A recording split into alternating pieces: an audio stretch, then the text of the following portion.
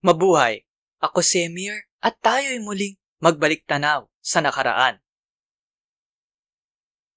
Parte ang video na ito ng aking mahabang bitinserye tungkol sa anti-terror law.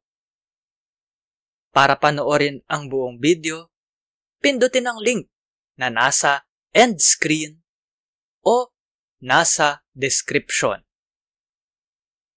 Disclaimer lang po ha, babala. Para lang po magbigay impormasyon ang video na ito.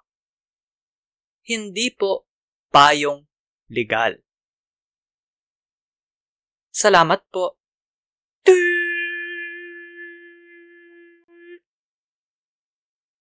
Gawain niyo po ulit.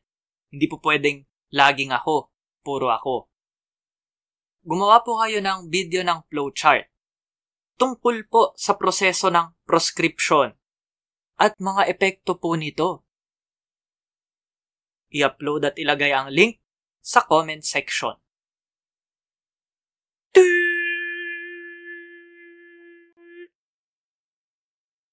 I-like at i-share ang video na ito sa social media. Mag-subscribe at pindutin ang batingaw o bell. Panoorin ang iba pang Emir's Biten. Baliktanaw/inhindsight. Suportahan ang palabas sa Patreon, sa PayPal, o magbigay ng crypto.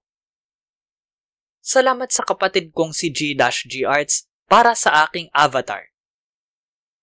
Tignan at suportahan ang kanyang mga gawa sa mga link sa description. Para po panoorin ang buong seryeng ito, pindutin ang link na lalabas sa end screen. Dapat ngayon na. Maraming salamat po. Hanggang sa muli. At ingat.